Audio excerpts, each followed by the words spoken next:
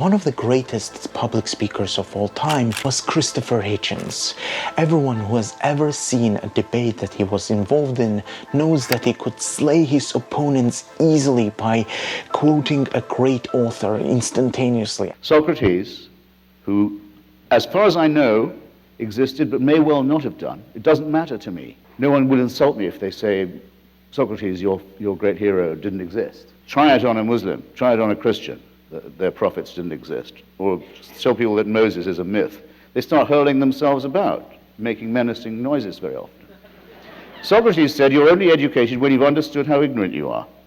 And you're only going to even find that out by doubting everything all the time. He could quote instantly George Orwell or Voltaire or Czeslaw Milosz or any other great thinker and leave his opponents absolutely speechless and prove his point. Of course, I was always curious, how can I cultivate that skill in myself? How can I instantly recall a quote by a great author from a book that I've just read and use it in a conversation to embellish my speech? And I think I found the secret that Christopher Hitchens and every other great public speaker practiced in order to cultivate this in themselves. And one of the reasons why he was so great in this was because he was such an engaged and passionate reader. And in this video, I would like to share with you 5 rules that could get us closer to this level of intelligence, because every great speaker, whoever you admire, is first of all a reader, an engaged reader. Those 5 steps that I'm going to share with you came to me with a lot of trial and error. I borrowed some of those rules from 2 great books. The first one was written by Mortimer Adler. It's called How to Read a Book, an absolute classic, a must-read to every reader. And the second one is equally important, and it's called How to Take Smart Notes. It was written by Sonke Arens. And I can tell you, everyone who has read this book told me that it changed not only their approach to note-taking, but also their approach to knowledge in general.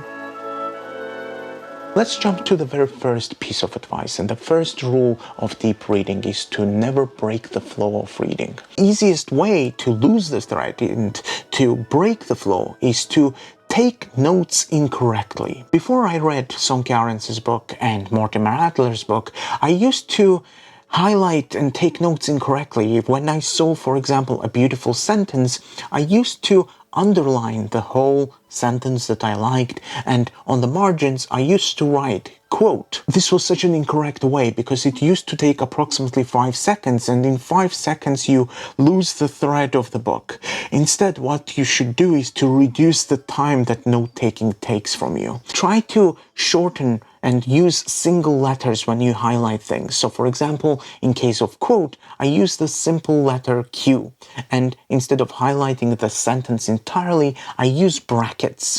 This reduces the time to roughly 2 seconds, and it keeps my focus. I don't lose the flow. It sounds like a simple advice, but it is incredibly useful, and once you will start practicing, you'll see how often you used to lose the flow of reading. So let's jump to the second piece of advice.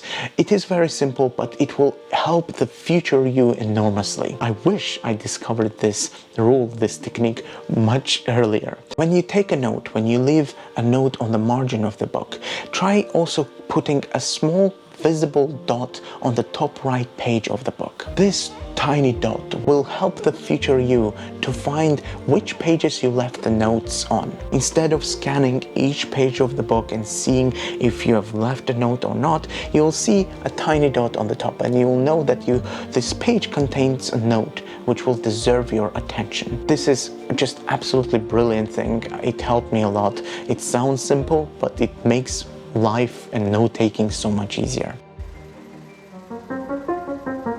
The rule number 3 of deep reading is to summarize each chapter using 1 or 2 sentences before moving on and reading the next. The summary shouldn't be that long. It should be 1 or 2 sentences. You can ask yourself, for example, what do you agree with here in this book with the author, and what you disagree with? What was the key message that author tried to convey to you in this chapter. This is the first step in teaching you to recall the ideas that you encounter in the book. It will help you enormously in the future when you will try to transfer your notes from one place to another. One of the mistakes that I made before was that I used to transfer all the notes to my commonplace book once I finished reading the book entirely. And it was always such a struggle. If you read, let's say, a book that is 300 pages long, you usually have at least 50 or 100 different highlights. And transferring all of them is so boring. It's so tiring. Instead, try transferring each note after you summarize the chapter. Do it chapter by chapter. It is much easier, it will require less time, and it is another way of recalling what you've read.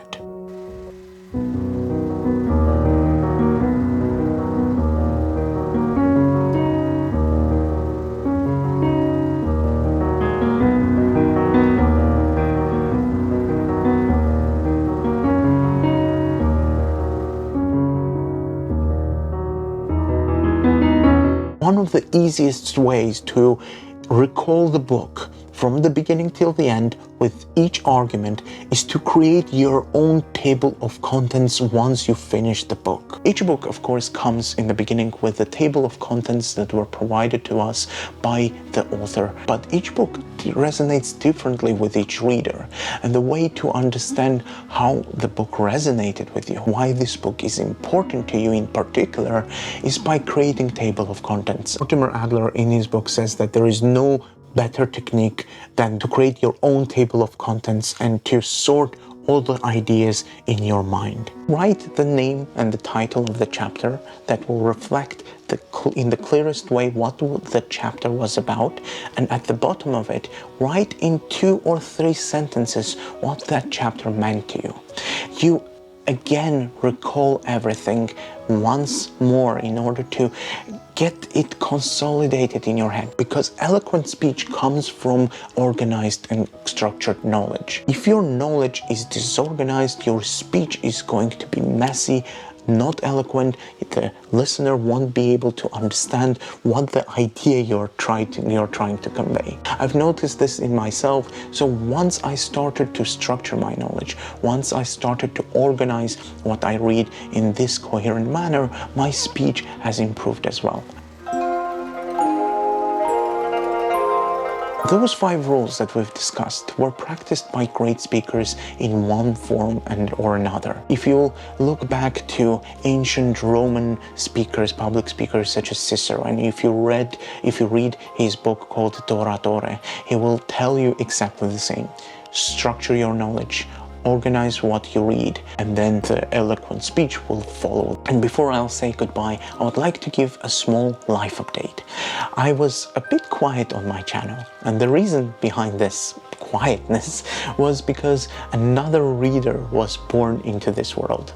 My daughter was born 2 weeks ago, and I had to catch up with some sleep, gather my ideas, find some peace of mind in order to record and come back to the same rhythm, to the same uploading schedule. Thank you once again for watching this video. I hope it will be useful to you. Stay deep and engaged reader, and I would like to know who you consider to be a great speaker, who you admire as a speaker yourself, who you would like to imitate. Please leave a comment down below, and I'll see you in the next one.